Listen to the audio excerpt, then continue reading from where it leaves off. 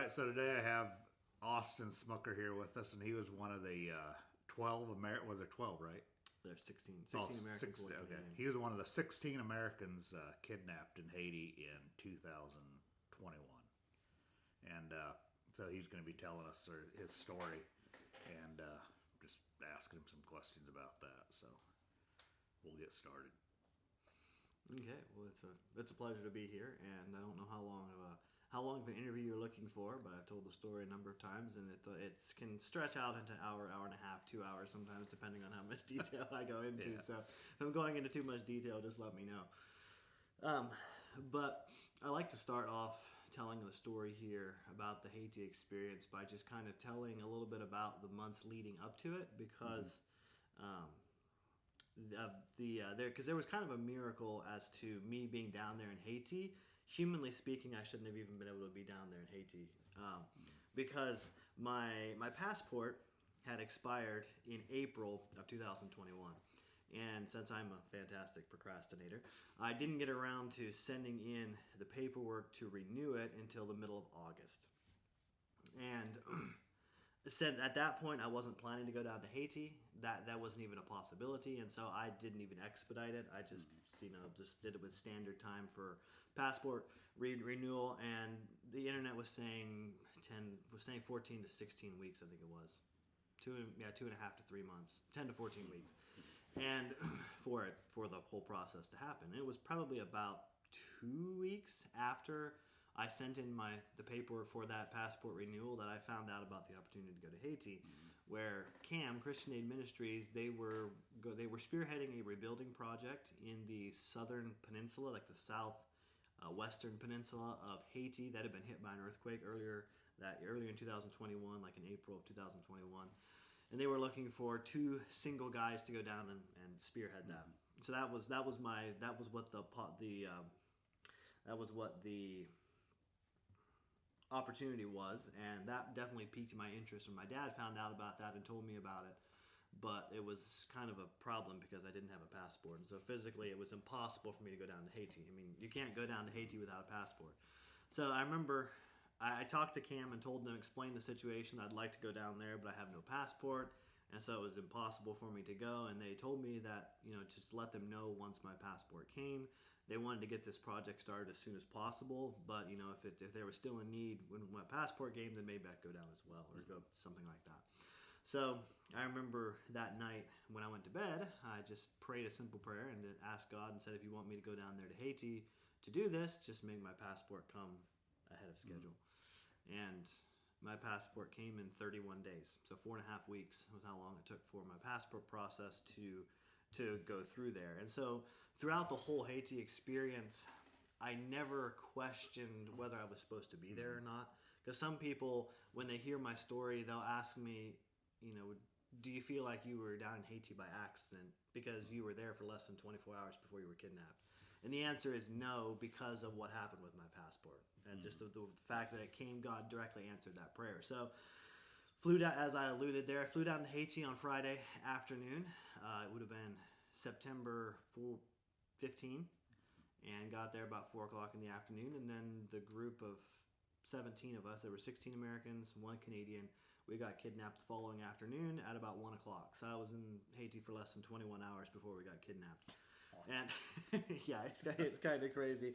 I tell people that God sent me down to Haiti to get kidnapped, because I'm pretty sure that's really what it was. I mean, there's not really any other logical solution as far A as whole that lot goes. of time to do anything else. Yeah, I never even made it down to the southern peninsula where I was supposed to be working there. So it's kind of amazing how you have your plans and then God sometimes just changes them, just because he's got a better plan. So the story of kind of how we got kidnapped. So there was that afternoon, Friday afternoon, when I got there, I heard that there was a group of people from the CAM base that were going to visit an orphanage. And I had been down in Haiti in 2011 with a 2-week trip down there doing some work projects around the CAM base and some other places. And we had visited on that trip. We had visited an orphanage clinic kind of a place. And I remember that being one of the highlights of my time down there. So when I heard they were going to an orphanage and I could go along if I wanted to, I jumped at the chance, because I I remembered that from my previous time down there. So we went to the orphanage. What we were doing there is we were just simply, the orphanage had applied for assistance from CAM for school books, medicine, maybe even some financial food things. And so we were going there to interview the children, interview the staff, see if this orphanage qualified, met CAM's requirements for being able to get aid from them. And we were on our way back from the orphanage when we got kidnapped. I remember driving to the orphanage. We had seen evidence of gang activity, burned tires by the side of the road. We hadn't run into any roadblocks on the way there, but on the way back we ran into a roadblock by a Haiti gang, and they proceeded to kidnap us. And I could go into a lot of detail about that, but it's not, and I mean, it's just it's details as far as that goes. Yeah. It's just, we ran into a roadblock. Our driver, he tried to turn around and go the opposite direction. They came after us in a vehicle, cut us off, told us to stop and turn around and go back to where the roadblock was. So that's what we did. And then we got to the roadblock. They told us to pull off on a side street and just park there. So we did. And, it's if you're ever in a situation like that, whether it's kidnapping or some other kind of potentially life-threatening situation, or you don't know what's going to happen in the next couple of minutes, prayer is a great thing to do. It really is. There was that's left. Yeah, exactly. There was a lot of praying going on, and eventually, we were told to start driving down this road. And we weren't the only vehicles that the gang was hijacking. I think there was 3 other vehicles they were hijacking. There were 2 or 3 box trucks and our vehicle, I think. At the same time. At the same time, okay. Yeah. So there was like 3 vehicles that were being hijacked, and then like 2 gang vehicles on both the front and the back. So I think it was like 7 vehicles total that were driving down this road. And this is a typical back road, Haitian road. I don't know if anybody has ever been to Haiti, but their roads are not what you would call smooth. And so there's lots of potholes and dips. And so our driver was, as Americans and Canadians would do, was trying to be somewhat careful with the dips and the potholes and kind of slow down for them, and got to the point where there was actually a little bit of distance between us and the vehicle in front of us, and the gang didn't like that, because all of a sudden they came running back, yanked open the driver's door, yanked our driver out, one of them slapped him across the face, and they took him back to one of the other vehicles, and one of the gangsters jumped in the driver's seat. Oh really? They drove you. They drove us, and he put the pedal to the floor, and that was the only time in this whole experience where anybody from our group was separated. The entire 62 days, God allowed our group to stay together, kept our group together. That was the only time any of us were separated. Yeah. It was a miracle, and I know there were a lot of people. Since we've gotten out and told the story in various places and talked to people, I've heard that was a large prayer that was going up daily, was that our group would stay together, and God answered that prayer. Yeah. This was the only time anybody was separated from the group. And so, with the pedal to the floor, we proceeded to hurtle down this back road, and I mean hurtle. It was there. I was sure we were going to have an accident. I mean, you were bouncing. I tell people I spent more time with my hair plastered against the ceiling of the vehicle than I was actually sitting on the seat. Oh, I'm sure everybody was just bouncing around. Everybody was bouncing around. We were once again praying and trying to, I think somebody tried to start a song as well. But eventually we got back in the countryside. I'm not sure how long the drive actually lasted. It probably was only about 10 or 15 minutes, but it felt like a long time. It felt like a half hour we were driving. Finally, we came to this kind of big circular clearing. The vehicle stopped. And then the gangsters, first of all, they went through the box trucks that were with us, and we just sat there watching this whole thing. And then they came. And was there anything in the box trucks? Food and stuff, I think. Oh, okay. I assume. I don't know if I never actually got a chance to see in the back of the vehicle, but I know that later on in our experience of being kidnapped, there was they would bring us snacks, and the snacks were, they brought us lots of Doritos. To this day, I still don't like nacho Doritos as much as I used to, because they brought just a huge boxes of nacho Doritos, really? Those little bags. Yeah. And we kind of assumed that food had probably come from a hijacked truck, and so I assumed that those trucks that got hijacked with us probably had food of some sort as well. But I don't know for sure, because I never actually saw in the back. But then after they were done with the trucks, they came over to our van, and they looked in the vehicle, and I think to a certain extent they were a little bit surprised when they saw 17 white people in this vehicle, and there were some people there in the gang that weren't sure exactly what to do with us. Some of the men in the group who had been in Haiti for a time were just, their expectation was that we would be robbed and then they'd let us go. That was kind of their expectation. And they wanted our phones, they wanted our wallets, any kind of money or anything like that. Just about anything they could get from us, they wanted. But then it does seem like in their talking amongst themselves and all that, it seemed like there's this idea was growing that maybe they could get more money from us if they were to kidnap us and demand a ransom. And so that is what happened. They did decide. Somebody made that decision. Don't know who it was exactly. Probably the person who the newspapers would have called Joseph Wilson. Not Joseph Wilson. Lamu Sanjur would be his Haitian. Yeah, I remember reading about those articles. They had some name for him, right? Yeah. There was an American name. I think it was Joseph Wilson, if I remember right, or Wilson Joseph, or something like that. We always, in our time there in gangster camp, we did eventually come up with nicknames for the guards, because we found out that the guards couldn't really speak a whole lot of English, but they did recognize their names. And so, for Joseph Wilson, we nicknamed him Beanie. And so if I refer to Beanie, I'm talking about it would have been the second in command of the gang. The true leader of the gang was sitting in prison there in Haiti. The on-site leader, who was technically second in command, was this Joseph Wilson Joseph, Lamu Sanjur, that we nicknamed Beanie. So were those code names, or they were just names we came up with, because the first couple times he came around, he was always wearing a beanie, so we just kind of tried to make the nickname match the person to a certain extent. Yeah. Like the one guard, his favorite shirt to wear was this blue T-shirt that had what it said across the front. It said #earmuff. So from then on, his nickname became #earmuff. That's what we called that guard. Okay. The one guard who you could tell he had too many drugs and alcohol, and just he wasn't quite there. We nicknamed him Eeyore, because in the Winnie the Pooh books, Eeyore sometimes doesn't always seem like he's always there as well. So we kind of tried to match the nicknames to the guards. The one guard, he had orange dyed hair, so we nicknamed him Carrot Top. Just things like that. Or the one guard, he had a T-shirt with Fruit Loops on it, and so he was Loopy. Makes sense. and then there was another guard who came along that we nicknamed Loopy 2. I forget why we nicknamed him Loopy 2, but it was something similar. Along that line. Yeah, and so there was that was something that we did. Also, it helped pass the time. If you're laying there not able to sleep and you're trying to come up with appropriate nicknames for the guards that can kind of pass the time a little bit. Yeah. So, anyways, after leaving that clearing, they took us to the first place that we were held captive, and so we were held captive in two different places. We had the first place, then we got moved to a second place, then we got moved back to the first place. Again, and it was I think it was like 2 weeks, 2 or 3 weeks at the first place, 4 or 5 at the second place, and then 2 or 3 at the back at the first place again. But for me, I just kind of divided up into about 3, 3, and 3 for all practical purposes, because that's pretty close. Yeah.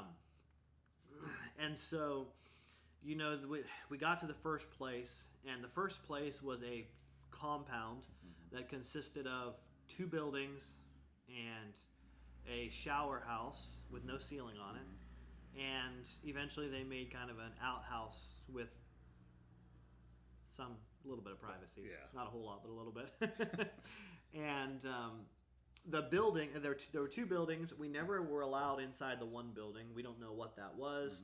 One of the guards told one of the people in the group that was Satan's building, but we never saw them go in it. We never went in it, so I'm not sure what was in that. They never went in it either. We never saw them go in it, so I'm not sure what it was used for. So the second building then had 3 rooms and a porch. And so it was 3 rooms, and then the porch was kind of an L shape on the front of the house. There was a room here, kind of a room off to the side, and then a room back here. And we were in this room to start off with for the first 3 weeks. And it was probably, we estimated it at about 10 by 12. give or take a little bit. Really, 10 by 12. Yeah, And all 16 of you. 17. Oh, 17. So All 17 what of did us. the ages range? The age ranges was so the youngest was a little girl of 9 months, and then she was the youngest. There was a 9-month-old, there was a 2-year-old boy, a 5-year-old boy, 12-year-old girl, and then 17-year-old girl, and then everybody else was mid-20s to mid-30s was kind of, with the exception of the oldest person in the group was a mom of 5 children. She and her 5 children were along. They got kidnapped. The husband stayed at the base, so he was not there. She was the oldest and the one in the group. But then, with the exception of her and the children, pretty much everybody was in that 25 to 35 age range. Yeah. Two couples, 3 single guys, and one single worker from the Haiti compound there, and then the mom and the 5 children. Was the group, and like I said, 16 Americans, 1 Canadian.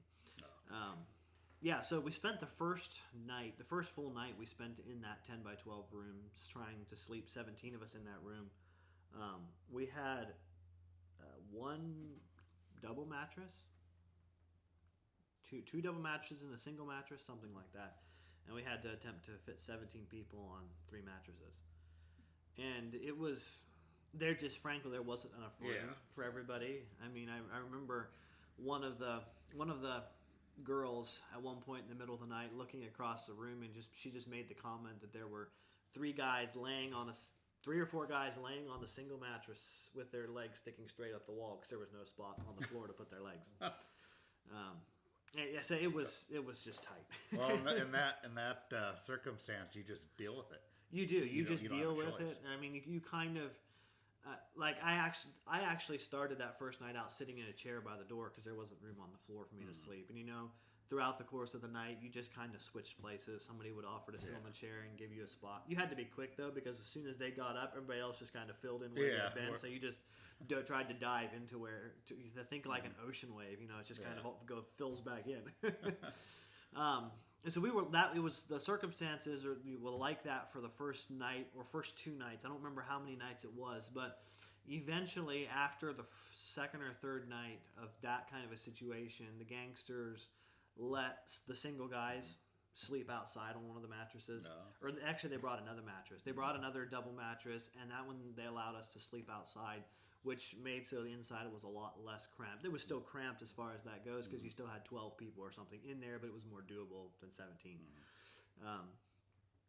And so that was kind of the sleeping conditions. When we got moved to the second location, the sleeping conditions improved a little bit because instead of having 1 room, we actually had like an entire house to ourselves, and there were 4 rooms total in that house. One of them was a shower room. One of them was kind of like the snack room where the snacks and that kind of stuff were kept. But then there were 2 rooms to sleep in, and both of the rooms to sleep in there were bigger than the single room we had at the other place. And so we could kind of split it up with the girls sleeping in one room and the guys sleeping in the other room. And the girls were in the room that the gangsters would have had to go through the room the guys were in to get to the room the girls were in, was kind of the idea. Oh, that was the kind of idea. Yeah. So in that first house you were, whatever, was that like a compound? Was there like a wall or fence or something around it? There wasn't technically a wall or fence, unless you call bramble, but just a wall of bramble bushes. I mean, there was thorn bushes just. So they didn't have a wall around the whole place. No, but it was thorn bushes all around the camp. So could you walk like during the days? What was that like? At that first location, they were actually pretty strict. They wouldn't really let us walk outside of the area between the 2 buildings. There was like a small little courtyard between the 2 buildings. We pretty much had to stay in that. You could go over to the bathroom, which was over here a little bit. You could go to the shower, which was on the end of that building. But as far as going out where the road came in or going on the other side of the building, there was a clearing over there as well. You weren't really allowed to be over in those areas. They keep a pretty good. I mean, they guarded you pretty good. They did, yeah. Like for the first location, for the first couple weeks, there was somebody during the day. There was a gangster just always sitting on a chair watching us in that courtyard, just sitting there watching us. He was always toting a weapon of some sort. Yeah. Though it may have been. I mean, their weapons varied. They had they had an old assault rifle of some sort. They had a shotgun with a bent barrel. Yeah, you could see on the barrel that they at some point they had used it as a pry bar, and there was like a crease on the barrel where there had been the pry bar, and it actually was bent. The end of the shotgun was bent at probably about a 3 or 4 degree angle. Probably didn't even work. They shot it. Oh, they did. They did shoot it a couple times, but the thing was with the way they handled their weapons, it was you kind of didn't want them to shoot because they were not super. I'm sure they were flinging that thing all over. There was no yeah, gun safety. Huh? I just have this distinct picture of one time when we were at the second location. Both of the locations that we stayed at were fairly close to being along the flight path of any commercial jets that were coming into the Port-au-Prince airport, and so they were, they would fly over, probably 4 or 5 a day would fly over, or almost over the camp. And I remember one in particular. It did a really, really interesting maneuver, which for me, my older brother is a pilot, so I knew exactly what the plane was doing. But typically, let's say that most of the time the planes would come in from the west. This plane was coming in from the east, so it had to do like a really sharp 180-degree turn to get on the flight path to come into the airport. Well, that 180-degree turn he made was literally right over the gangster camp, was where he did that. Really? And he was low. And what the gangster who had that shotgun goes running out of camp towards where the plane's going to come over, frantically trying to stuff shells in the shotgun to take a shot at the plane. But every time he pumped it, the shell would pop out. And so he'd pick it up and stick it back in, pump it again, and out would go the shell again. Never actually got a chance to take a shot at the gun, at the plane, but he was going to. He actually was going to shoot it. He was going to shoot at the plane. What in the world? Yeah, and so their weapons. It was just quite interesting to watch them. They were, when it came to the thing of us. It would have definitely been possible at some point for us to get our hands on their weapons, and if we didn't believe in non-resistance, we could have very easily used that to probably either get freedom or to take the guards captive. Because eventually, as time went on, the guards did become a lot more lax in that regard, and there were sometimes there was only 2 or 3 guards watching you, and there were 5 guys in the group that were between 25 and 30, and it wouldn't have been that hard. Wouldn't have been that hard, But then you had a lot of children and stuff we you did, probably had to think about. Yeah, we did. We definitely did have that, and so on and so forth. And so I don't think there was ever a time where we considered using force or anything like that to get out. So, I mean, we talked about the whole idea of escaping and getting out. That's something that came up pretty early. And we talked about it. We talked about all kinds of different ways of doing it. But one thing we did decide on that I think became very important later on was we decided very early on that if we were going to escape, it was going to be all or none. Yeah. It was if we were going to walk out, it was going to be everybody. We weren't going to leave anybody behind. Yeah. And so with it having decided that, anytime the whole subject of escaping came up, we pretty much without even it being said, we knew that everybody had to be on board with it. Yeah. And that was one thing that did create some, what's the right word? Stress, some discord between us because there were varying opinions on what we should do, shouldn't do as far as escaping goes. Like, I know one person, he was afraid if we would escape that the gang would kill the guards, and he didn't want the guards' blood to be on our hands, which that was definitely a valid point because the guard leader, he did say at one point when Sam asked him, well, what would happen if we would escape? He would say, well, the gang would kill us because we didn't do our job. And so, shortly after we got out, I remember reading an article where in the article, the person who wrote it claimed that he had from reliable sources that the guards saw us leave that night and just let us go. And with what the leader of the guards told Sam, that's just an outright blatant lie.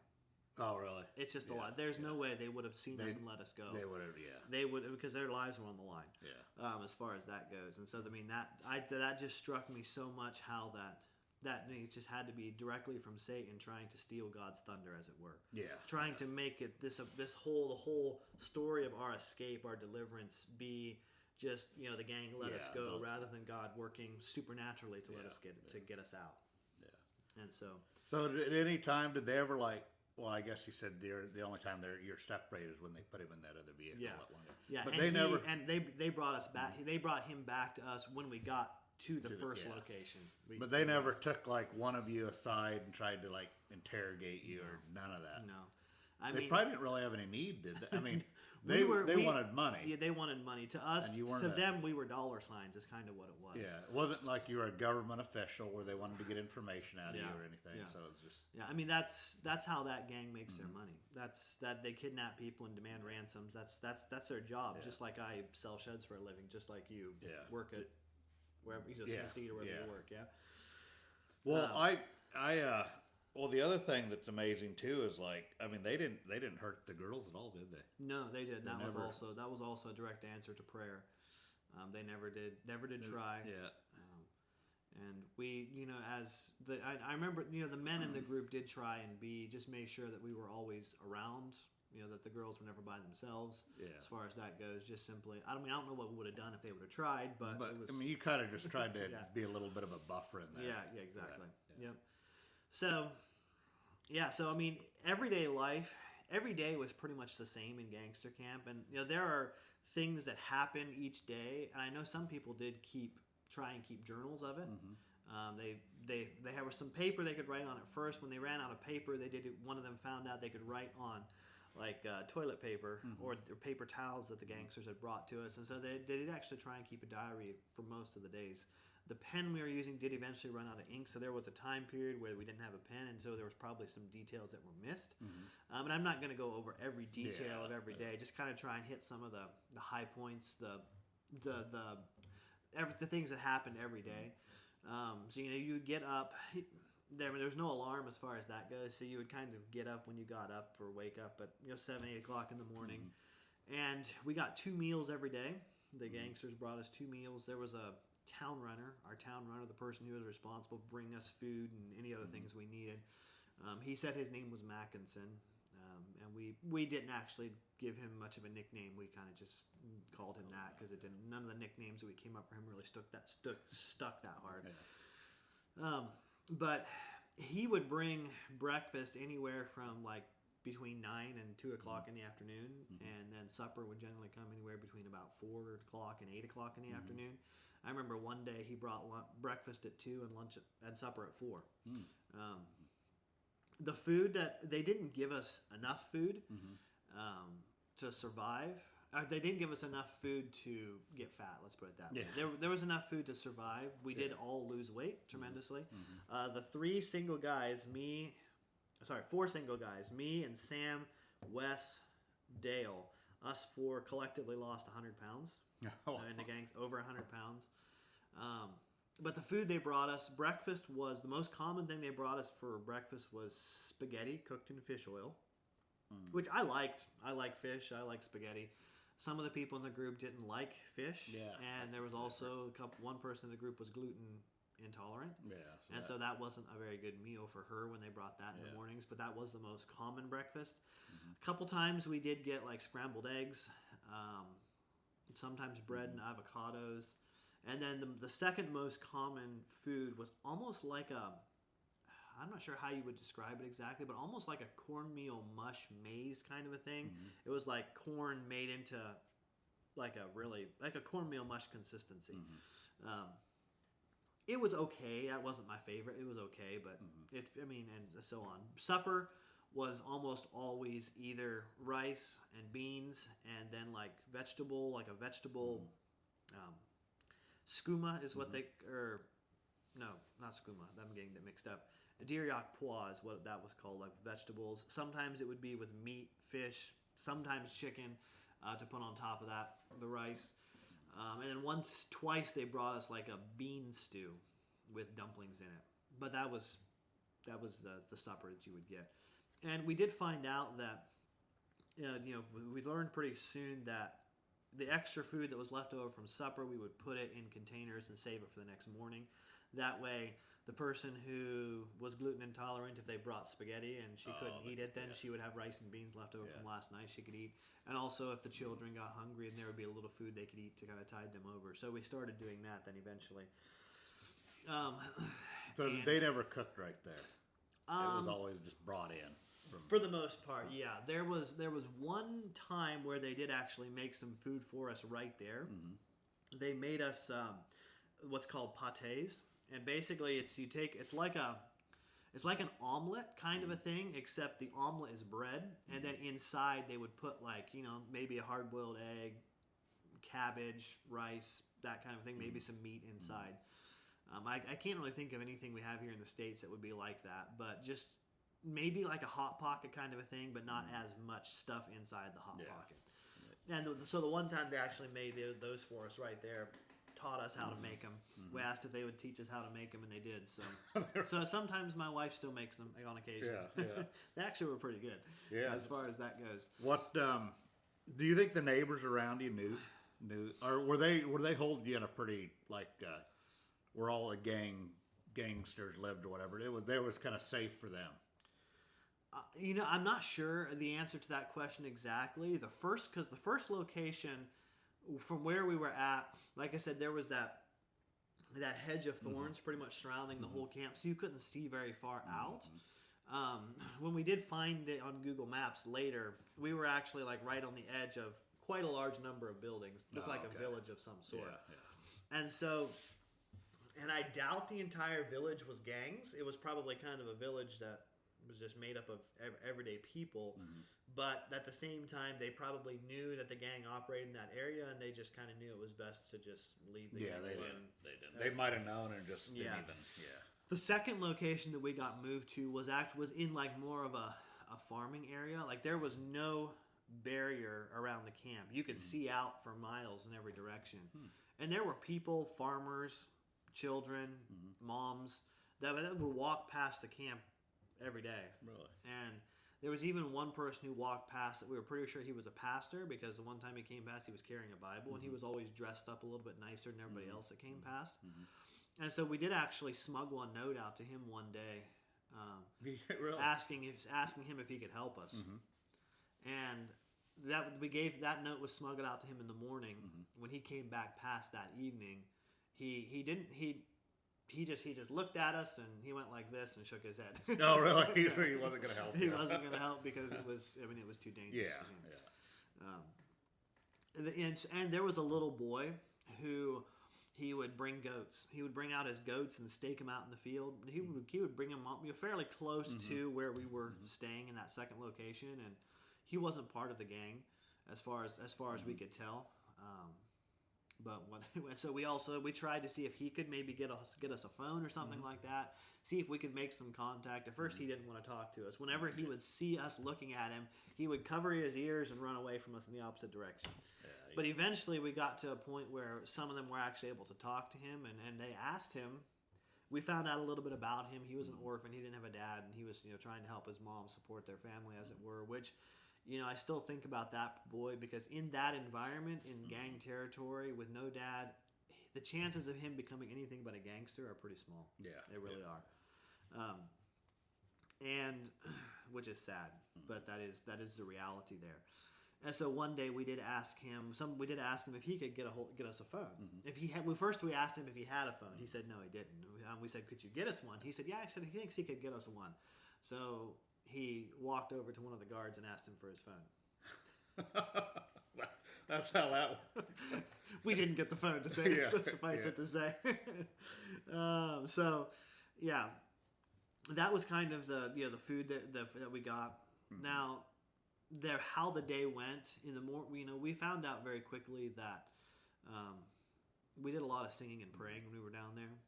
We found out that was a good way of not only providing some kind of a schedule, but also encouragement. Yeah. And so we would get up in the morning, and before breakfast, we would often have a time of singing, sharing, praying. At and we did also have a singing prayer share time, and that we would do it at 1:00. But then eventually we decided to take that 1:00 spot and make that just simply a time where we would gather for prayer and praying specifically for God to deliver us. And it's interesting how that works, because I found out after we got out of the gangster camp that when once time change happened, over the church there over in Central Oregon where I come from, every morning when the moms would bring their children to school and drop them off, there was a group of them that would meet in one of the rooms in the church and pray for us. And after time change, that was the exact time we were gathering together to pray for deliverance. Really? It was Wow. 1:00 our time, 10:00 their time. So that was just kind of a neat, interesting coincidence as far as that goes. Yeah. No, sorry. No, it was 1:00 our time, 9:00 their time. That's what it was, yeah. After time change happened. So, and there's other instances that we've heard of situations of people praying specifically for things for us, and then we receive them. Extra food, drinks, protection, being able to sleep better, whatever it might be. Whatever. Did they bring you bottled water, or did you drink the water? No, they brought us bagged water in plastic bags. You'd bite the corner off and then just suck the water out. And that was a miracle in and of itself, because they supplied us with water, and it was almost never cold. We did occasionally get some cold water. I remember one day I desperately wanted something cold to drink, so I prayed and asked God to bring us some cold water or cold something. And that afternoon, one of the gangsters showed up with about 10 bags of ice cold water. Oh, that probably felt good. It was amazing. Was it pretty humid? Hot? It wasn't super humid, but it was hot, especially during the day. During the night, it could sometimes get chilly, but during the day, it was hot. I mean, each of us had one set of clothes, and we wore the same clothes. The ladies especially wore the same clothes for 62 days, and so they, if they needed to wash them, they had to be hand washed, and then they had to put them back on wet, and then just stand in the sun. And if they did that, if they washed them around, early enough in the day, noon, 1:00, something like that, they would typically be dry by bedtime. As far as that goes, Did you just wash them in the sink or something, or in the shower? They had 2 barrels of water that was like water from the river, creek, something like that. I mean, it was very unsanitary as far as that goes, but that was the washing water. Take showers in that.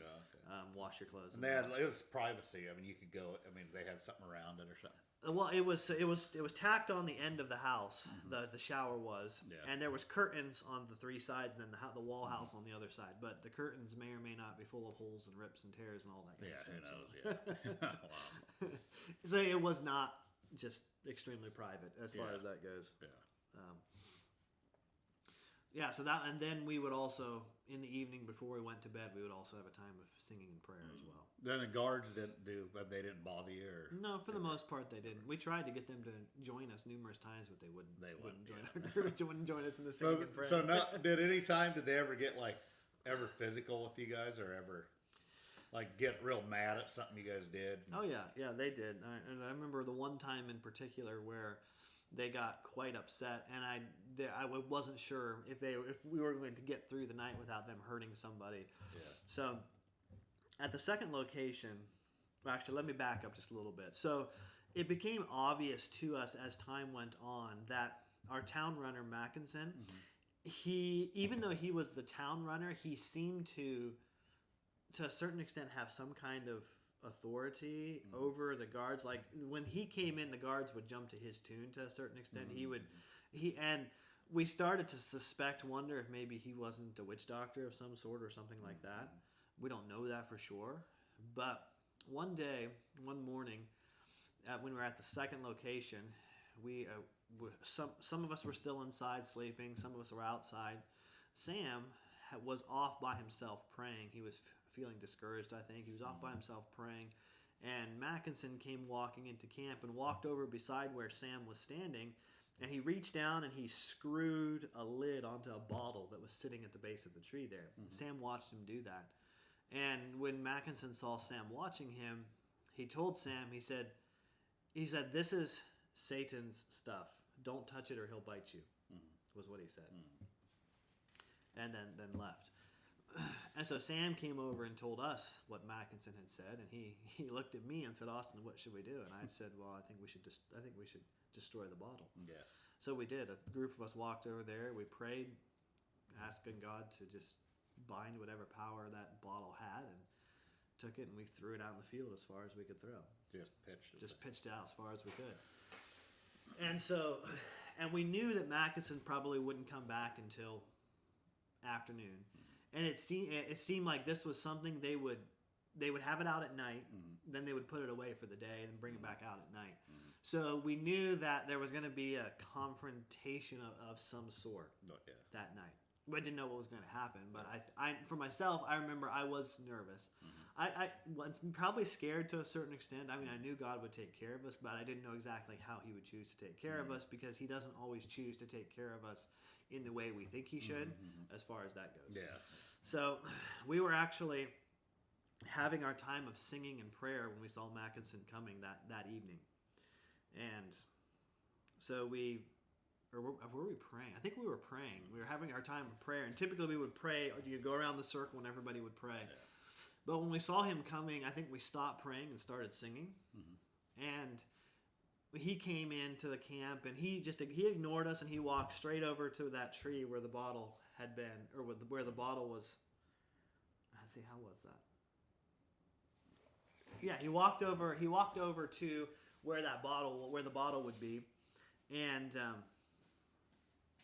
pretty soon, and we're sitting there in a circle singing, and pretty soon he starts yelling at the guards, and the guards go over there, and they're looking around on the ground. We knew what they were looking for. I knew roughly where it was, because I was the one that had thrown it into the field. And eventually, it seemed Mackinson put two and two together, and he came striding over to where we were singing, and we just ignored him and just kept singing. And we sang, and as soon as we finished a song, somebody would start another. We didn't give a pause for anything to start there. Didn't let him, And the amazing thing to me was Mackinson, he was furious. You could see it whenever you looked at his face. But he never tried to interrupt our singing. He just stood there with his arms crossed, and we sang probably for a half hour, 45 minutes, just solid. And then Sam told us that let's get ready to go inside. So we started collecting things to go inside and sleep, and Mackinson walked over to the door that we used to go in and out of, which was, there was a port. This house there was a porch just along this side, and the door was in the middle of that wall that we would go in and out of. He walked over to the entrance to the porch and just crossed his arms and stood there. He didn't have any intention of letting us inside the house until he got that bottle back. I mean, he wanted the bottle back, I'm pretty sure is what it was. I don't know if he thought we had it or what happened, exactly, but he started yelling at Sam. And so the funny thing is in our group, Sam spoke the most fluent French Creole. And so whenever we did something, whether it was Sam or not, he was the one they blamed. They just assumed, because they thought he was our chief or our leader. And so Mackinson starts yelling at Sam, and Sam started yelling back at him. And the leader of the guards, who we nicknamed Ping, and if you want to know why we nicknamed him Ping, if any of you have ever read the book Ping the Yellow Duck, his owner, his hairdo, he's got 3 pigtails that stick straight up from his head. And one time, the leader of the guards came around. He had the exact same hairdo, just 3 pigtails sticking straight up the top off his head. So we nicknamed him Ping, and that nickname stuck. Because for a while, we couldn't quite figure out exactly what to call him either, but that nickname stuck then after that. So Ping came over and started yelling as well, and you could see. So I was kind of on the side. They weren't focused on me. They were focused on Sam primarily. And when Mackinson started yelling at Sam, he stepped away from the porch so the ladies were able to get inside. Although most of them just simply stayed on the porch and watched. And I'm sure they were praying as well. I know I was. So Sam and Mackinson are yelling back and forth, and Ping comes over there and pulls his pistol out of his underwear, which is where it was holstered, and cocked it, and he told Sam, he said, "Don't you know I can shoot you?" And Sam just basically said, "Well, go ahead if you want. I may not know where I'm going if you do." And you could just, I could just see in Mackinson's language that he wanted to hurt Sam. He really did. And numerous times he would take a step towards where Sam was standing. But two of the other men in the group were standing on either side of Sam. And whenever Mackinson would take a step forward, they would just simply step up beside Sam and just stand there and look at him. And it seemed like, and Mackinson would stop. Like he was, I don't know. I don't know if I would call it afraid or if he was just literally being restrained by something that we couldn't see. I wondered so many times in our time down there in gangster camp, like, what did the guards see? Because in gangster camp, I so badly wanted to see an angel. Yeah. I never actually saw an angel. Yeah. A couple people in the groups thought they saw some at some point. In fact, Melody Corver was pretty sure she saw one here in this instance. She was pretty sure she saw an angel flying around our group. Yeah. But in that kind of a situation, I just wonder what the gangsters saw. Yeah, what they saw, You know, was it a situation like you read in some of the books and some happenings there in Central America where the missionaries weren't able to see anything, but the natives saw four angels with swords drawn standing at the corners of the house? You know, what did they see? And because it seemed like there was something, because Mackinson wanted to hurt Sam, but every time he would take a step forward, Ryan and Brandon would step up beside Sam and just look at him, and Mackinson would stop.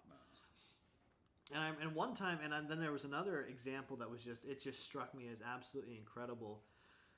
Just, you know, the Bible is full of, especially Proverbs, is full of a lot of sayings. You know, there's one that we all grow up hearing is the one that says, a soft answer turneth away wrath, but grievous words stir up anger. And, you know, so Mackinson and Sam are shouting back and forth at each other. And I'm not saying Sam was doing anything wrong. I think he was doing it right. Yeah, but at one point, Mackinson stopped right beside Wes Yoder, who was the person in the group who probably was the second most fluent in French Creole. A much quieter, not as outspoken person as Sam. Mackinson stopped right beside him, and Wes put his hand on Mackinson's shoulder and just in a very quiet voice said, "Mackinson, you need to be set free." And Mackinson responded to Wes, like his anger was just gone, and he very calmly and quiet, you know, and responded to Wes. But then Sam said something, and Max just started shouting at Sam again, that kind of thing. So it just struck me that even in a situation where you have somebody who was, I mean, one of Satan's demons for all practice. I mean, for all we knew, I think he was. I do think Maxon was a witch doctor. Even in that situation, when somebody responded with a quiet word, his anger just kind of disappeared for a little bit. Yeah. So that was just kind of an interesting. Yeah, situation. Because what's really to stop them from doing anything? Exactly. I mean, exactly. You know, and they didn't. So yeah, and I mean, so eventually we all made it inside. We all managed to get inside, and the gangsters were still outside. They were still quite angry. Mackinson actually followed us inside and told Sam he needed to come back out in the yard there. And the rest of us said, no, he's staying here. If you want to talk to him, you can come in here and talk to him. Yeah. And Mackinson went back outside. He didn't really seem to want to be in there talking to him. And in the meantime, we're in there. We're still singing. We're still praying. Or we started singing and praying again. And I think that was the night we actually were standing in a circle. We started standing in a circle, then we actually went to our knees in a circle, just praying out loud, asking God for protection and care, and then just all that. Probably didn't sleep much that night, huh? Well, we did actually. I mean, this whole episode probably lasted.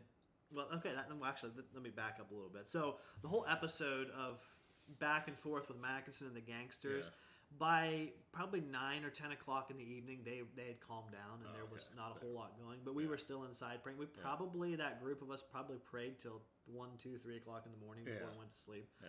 But we did get to a point where we felt at peace, and we felt like God was going to take care of us, and we could go to sleep, and so we did. And the next morning, not a whole lot. There was everything had kind of blown over, as it were. But and they did find the bottle eventually. We did see it again later. Oh, they went out and looked for it. Really, they figured out that you probably. The Beanie, apparently, when they told Beanie about it, Beanie told the guards, "You have to be more careful with not letting them see the bottle," or something to that effect, because they were a lot more careful about making sure we wouldn't see it. Waiting to take it out of its hiding place and put it by that tree till we were inside, or something like that. And I don't know if we never did exactly figure out what purpose of that bottle was, but it was probably some kind of witchcraft of some kind. Well, I'm pretty sure it had a connection with something that happened later. So the building in this second location, it was hot typically and was not very well ventilated. So we would try and keep windows and doors open throughout the night, but the gangs would always try and close them. And one conversation, Sam or Wes, I think, was talking to one of the gangsters and asking them why they did that. And they said that they closed the windows and doors so that the Luger wolves couldn't come up to the house, in through the windows and doors, change themselves into sheep or goats, and carry the children off. So they were protecting us by keeping the windows and the doors shut in their minds. So you think that's maybe the bottle had something to do with that? That's something to keep the Luger wolves away. Which we told them over and over, we don't need your protection from the Luger wolves. Yeah. In fact, we told them just leave all the windows and doors open. We guarantee the children will be here tomorrow morning. We'll be fine. But they never would. Really, they never took that challenge and actually did it. So at night it was just stuffy in there. It was just stuffy in there. At the first place where we stayed at, they did bring some fans and a generator, and they wired the fans up to generators, and so we could run the fans at night to at least get some air movement inside the house. But then while we were there in Haiti, there was a gas shortage, and so there were some nights where the generator had no fuel and wouldn't run, and so the fans wouldn't run either.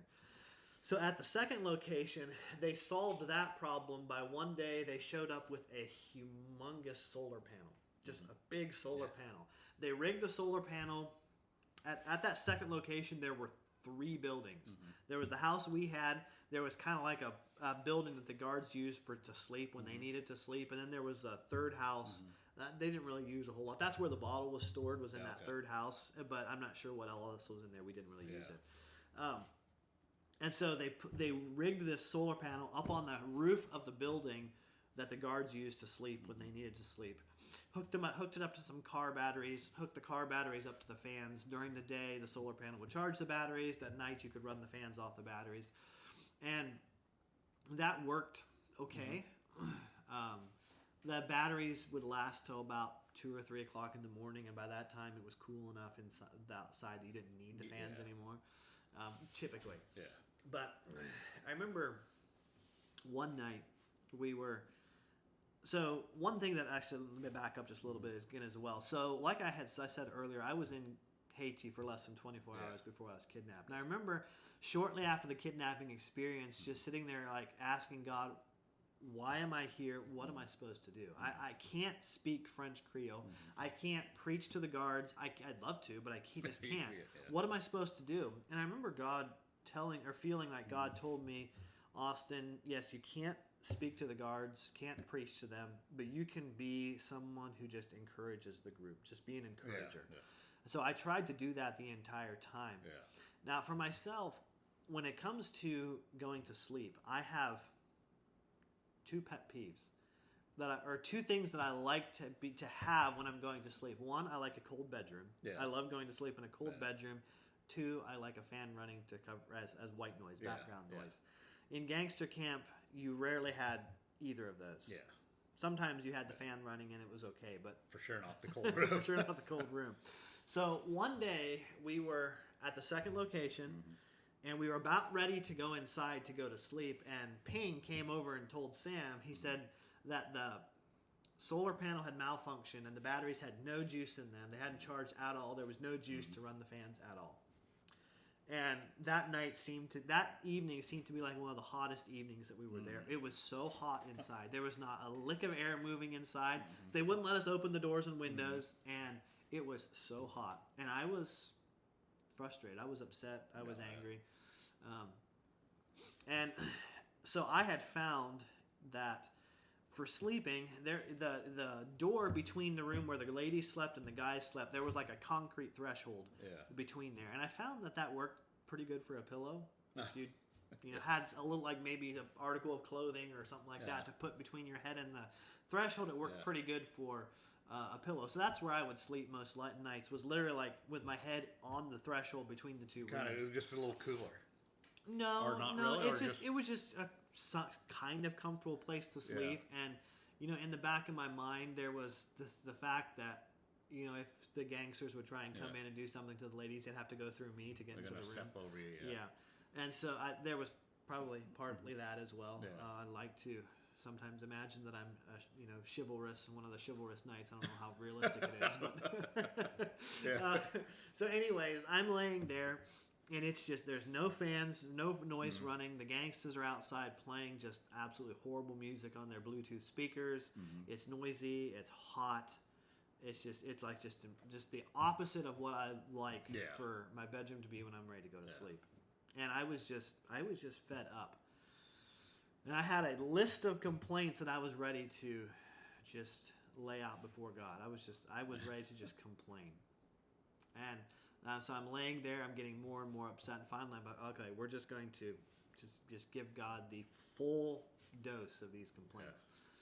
And so I was laying on my back. I rolled over on my stomach to do this. But before I started my list of complaints, I happened to glance into the room where the ladies were sleeping, and I knew that their room was even warmer than our room because our room, you could at least we could kind of keep the door open a little bit in our room if you were careful. If you kind of snuck it with the guards not seeing it open, you could kind of keep it open. But there was nothing in their room as far as that goes. And so I knew it was even hotter in there. And I looked through the doorway, and one of the girls was sitting just inside the door there. She was sitting against the wall. I could tell she was praying. And so before I started my list of complaints, I just whispered to her. I said, "Are you all melting in there yet?" Yeah. And her response just absolutely floored me. She said, I'm just imagining that we're in God's refining fire, and I hope I come out as gold," was her comment. Yeah. And that just, it struck me. I just dumbfounded me, because it was a very apt mind picture, considering that we felt like we were in a furnace at that time. And I thought about that for quite a while, and I did eventually end up praying like I had planned that night. But when I went to pray, I couldn't think of anything to complain about. All I could think about was just all the things to be thankful for what God was doing.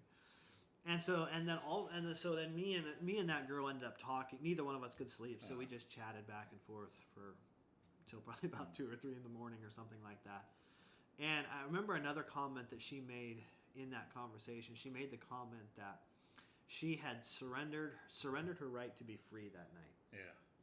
And I thought about that one for quite a while as well, because here in the States, there's we have the Bill of Rights, all that kind of stuff. There are certain rights that we have. And even though we as Christians know that the Bible tells us we have no rights, we still subconsciously feel we have rights. And one of those rights is that we feel we have is there's no way that we should be kidnapped and somebody should be preventing us from doing something that we want to do. Yeah. And so in a way, we do feel like we have a right to be free, which we don't, and we don't. We really don't. And so I spent a lot of time thinking about that. And by the end of the night, I was able to also just surrender that right to be free to God and just simply tell God that, I would love to get back home to be with my family, to see my family again, but it's up to you what happens. What happens, how you get us out. Yeah. And that played a large factor down the road in our conversations about escaping, because it was at the second location where the whole idea of escaping kind of came up. Yeah.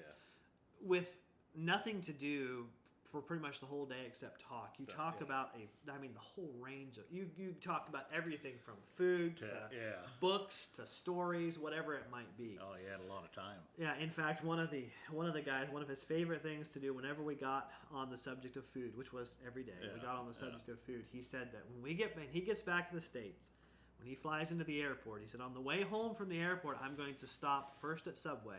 Then I'm going to stop at McDonald's. Then I'm going to stop at Wendy's. Then I'm going to stop at... And the rest of us were like, just be quiet. We're getting hungry. Just quit talking. So the idea of escaping, that happened at the second location.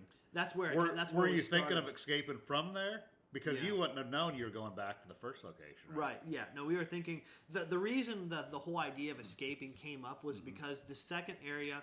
There was no barrier surrounding us. You could see out in all directions. Yeah. So if you could get out without the guards seeing you, it was a lot more open. You could go I mean, which was kind of a blessing and a bad thing to a certain extent, because it would meant that you would be in sight for a long time, but you could also go. You could also go. Probably a little easier just to get out. It'd be easier going to get out. And so, we talked about this whole thing. We talked about it, and there were two sides. There were people who felt like we should escape, and then there were other people who felt like we should just wait until God gets us out. And that was it was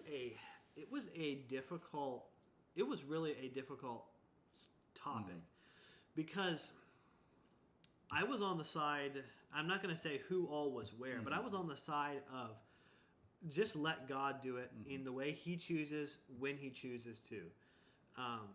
And we just simply need to be ready. But then there were people on the other side that were saying, that's not how God works. God wants us to step out of the gangster camp in blind faith, and then He'll take it from there.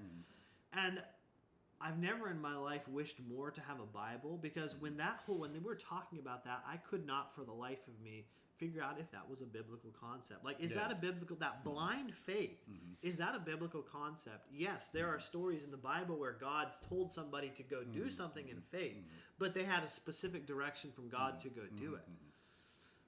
And it felt to me, now I should specify here that this is just from my perspective. If you heard it from the perspective of somebody who was on the other side, they probably have a completely different perspective. And I'm not saying I'm right and they're wrong. That's not what I'm saying at all. This is just simply from my perspective. But it felt to me like they were saying that God's not going to get us out of the gangster camp. He wants us to get out, and then He'll meet us outside the gangster camp and take us from there. And I would much rather have God get us out and take us, rather than us trying to do it on our own. But the ideas that we came up with for escaping that were talked about, there was no lack of imagination. Let's just put it that way. Did some of them get pretty elaborate? Well, so probably the most elaborate one involved trying to drug the guards. Oh, okay. Because shortly after we got moved to the second location, actually, let me back up a little bit as well. So one of the couples that was along, the husband of that couple, he had a condition, disease. I'm not sure exactly what it's called, and I don't know the name of it, but basically what it does is it makes so his immune system works at about 5 times the rate that a normal person's immune system works. And so he has to take a medicine that actually lowers his immune system so it doesn't work as much. Otherwise, he's just tired, exhausted. His fingers will swell, his toes will swell. I mean, it can get really uncomfortable for him. Well, when we got kidnapped, his medicine was back at the base. He didn't have it for 62 days. Oh, wow. And so we told Beanie numerous times that he would need to get him something, or he needs to go back to the base, which Beanie had at one point said, yeah, he can go back to the base, but Matt had told Beanie, I'm not going unless you let my wife go with me, and they weren't going to let his wife go with him. He could go, but his wife couldn't, and he said, I'm not going to go. No, I don't blame him either. And so at the second location, finally, that was the first time where they actually, they tried to get something for him. They brought some medicine. It wasn't the stuff he asked them for, but it was it might work. So he actually started taking that, and I don't know if it helped him. I don't know if he ever said. But when they brought that medicine, they brought an entire box of pills and that kind of stuff. There were 5 boxes of Benadryl pills. No. Do you think they robbed someplace, like a pharmacy? Probably. Probably. Or another hijack truck or something like that. Probably. But it was just, there were so many Benadryl pills. And somebody wondered, they were like, do Benadryl pills, do they make you sleepy? Is that something that they're supposed to do? Which they do. Benadryl is supposed to make you sleepy. Yeah. And so someone was like, well, could we... I'm just making sure it's... Yeah. Could we somehow slip some Benadryl to all the guards? So that they will just be zonked in the morning and we can just walk out. We talked about how we would do that. We talked about trying to cut the corner of a water bag off and dissolve the Benadryl in the water, and somehow make sure the guards got it, because it was just a lot of trying to figure out how to make this work. But none of us were exactly sure if Benadryl actually would make you sleep. So we decided to test it on a dog. One of the guards had a little dog that was his, and so we fed the dog some Benadryl pills. in a piece of cake. And it didn't affect the dog all day. But the next day, the dog slept for the entire day. It was out. It was out for the entire day. And so that was one thing we talked about. We never actually tried to do that with the guards, but we talked about that one. After we got moved back to the second location, someone also brought up the idea of digging a tunnel. The person who brought this idea up had just fairly recently, before we got kidnapped, had just finished reading a book entitled The Great Escape, which I've never read, but as I understand it, there was a tunnel situation. They tunneled out of a prison situation. And he was pretty sure that we could dig a tunnel, we could get it done in 2 or 3 months, and then have a way we could get out. The idea was, so in that first location, like I said, there was that room that when we were there first, we spent, that was that room where we slept. When we got moved back, we actually had the whole house to ourselves. We had the second room as well, was ours. The guards still kept this third room for themselves, but we had the 2 rooms. When we were there the first time, there was about 8 or 9 other prisoners in that second room that were being held captive as well. But these were like Haitians, Dominican Republicans. There was actually a Chinese person in there as well, or a Korean person. We saw them a couple times. But you didn't interact with those prisoners. The guards didn't like us to, but we did. We tried to somewhat, anyways. Tried to find out some things about them, and if we could help them or anything like that. At any time, were there other high up gangster leaders that came in and checked on, or was it just these? It was hard to tell exactly. I mean, Beanie would come. He probably came about an average of once a week. Okay, give or take a little bit. And there was another one that we were pretty sure he was also a fairly high person in the gang. We weren't sure exactly where he fit. We thought maybe he might be second in command, to right below Beanie. He would come by more often than Beanie. And then there was actually a third that we heard later, the third in command of the gang also came once or twice. We didn't only saw him once or twice. But after God delivered us out of the gangster camp, we heard that third in command person, he left the gang, became a preacher, and started preaching against the work the gang was doing. Wow. And we only, like I said, I only remember seeing him once, and I can barely even put a face to who he was. I think some other people remember seeing him twice, but